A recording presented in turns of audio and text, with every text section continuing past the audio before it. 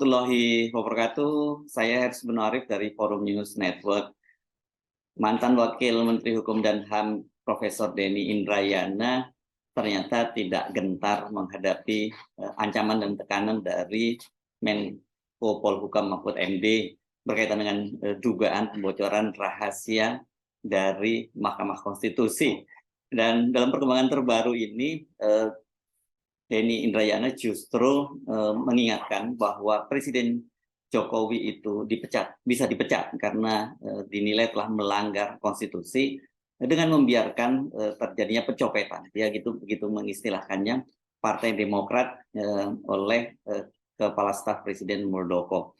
Saat ini kan seperti kita ketahui, Mahkamah Agung itu sedang menangani peninjauan kembali kasus sengketa kepengurusan di Partai Demokrat.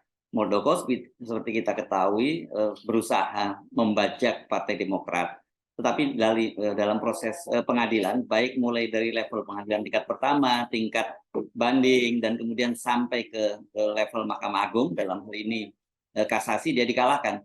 Tapi dalam perkembangan terbaru dia justru mengajukan peninjauan kembali. Dan ini seperti saya ingatkan pada Anda waktu itu bahwa peninjauan kembali ini sangat berbahaya. Kenapa? Karena ini adalah upaya hukum yang terakhir dan tidak bisa di-challenge lagi, bisa ditantang lagi. Kalau kasasi itu masih bisa dilakukan peninjauan kembali, tapi kalau peninjauan kembali sudah final. Artinya apa? Kalau kemudian seperti disampaikan oleh Denny Indrayana bahwa dia mendengar itu ada barter antara hakim-hakim di Mahkamah Agung dengan kasus di KPK, maka ya bisa dipastikan ini nanti Mahkamah Agung akan mengabulkan peninjauan kembali dari Muldoko, dan dengan begitu berarti dia akan memenangkan kepengurusan dari Partai Demokrat, dan ini sangat berbahaya, ya. Mari kita simak apa argumen dari Denny Indrayana. Cawe-cawe Presiden dan siasat PK Muldoko. Akhirnya Presiden Jokowi terus terang mengakui beliau cawe-cawe tidak akan netral dalam Pilpres 2024. Bagaimana cara kita memahaminya? Presiden Jokowi seharusnya tidak berpihak. Dalam Pilpres 2024, peran beliau adalah wasit.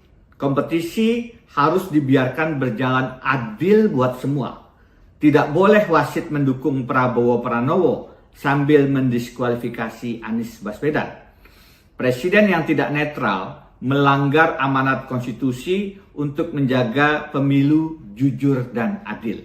Cawe-cawe Presiden Jokowi yang nyata adalah saat membiarkan Kepala Staf Kepresidenan Muldoko mencopet Partai Demokrat. Saya meminjam istilah copet Roma Hurmuzi P3. Saya berpendapat Jokowi harusnya tidak membiarkan Partai Demokrat dikuyo-kuyo Muldoko. Tak bisa dikatakan Jokowi tidak tahu. Tak bisa dikatakan Jokowi tidak setuju. Kalau ada anak buah mencopet, Presiden bukan hanya harus marah, tetapi wajar memecat Muldoko. Jokowi tidak bisa mengatakan pencopetan partai sebagai hak politik Muldoko. Mencopet partai yang sah adalah kejahatan. Apalagi ada informasi konon PK Muldoko sudah diatur siasat menangnya. Ada sobat advokat yang dihubungi para tersangka korupsi yang sedang berkasus di KPK. Para terduga mafia kasus di MA tersebut mengatakan mereka dijanjikan dibantu kasusnya dengan syarat memenangkan PK Muldoko di MA. Secara teori, cawe-cawe Jokowi lewat tangan Muldoko yang diduga mencopet Demokrat adalah kejahatan yang mestinya membuka pintu pemecatan presiden.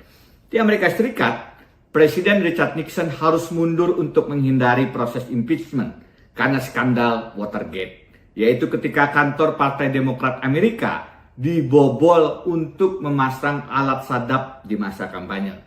Jokowi bukan hanya memasang alat sadap, tetapi melalui Muldoko berusaha mencopet Partai Demokrat. Bayangkan, demi menggagalkan pencalonan Anies Baswedan, Presiden Jokowi sampai tega membajak partai Presiden ke-6 SBY. Rasa-rasanya Ibu Megawati tidak mau partai politik dizalimi. Sebagaimana di era Orde Baru, PDI Mega dikoyo-koyo PDI Suryadi. Saatnya petugas Partai Jokowi dihentikan cawe-cawe yang melanggar konstitusi. Integrity, in 3 minutes, fight for morality.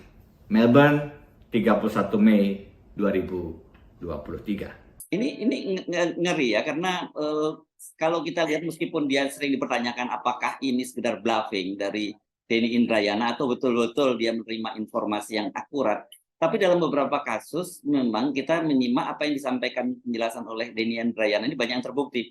Misalnya beberapa waktu yang lalu kan dia membuat sebuah tulisan panjang tentang skenario bagaimana Jokowi itu mendukung Ganjar Pranowo, mencadangkan Pak Prabowo, dan kemudian menyingkirkan Anies Baswedan. Meskipun situasinya sekarang berubah ya, ketika akhirnya Ganjar Pranowo itu diusung oleh Ibu Megawati sebagai calon presiden dari PDIP, dan kelihatannya Pak Jokowi sekarang lebih mendukung Pak Prabowo Subianto sebagai calon presiden. Jadi skenario-nya sekarang justru mendukung Prabowo Subianto dan tetap opsinya menyingkirkan Anies. Itu tidak pernah berhenti.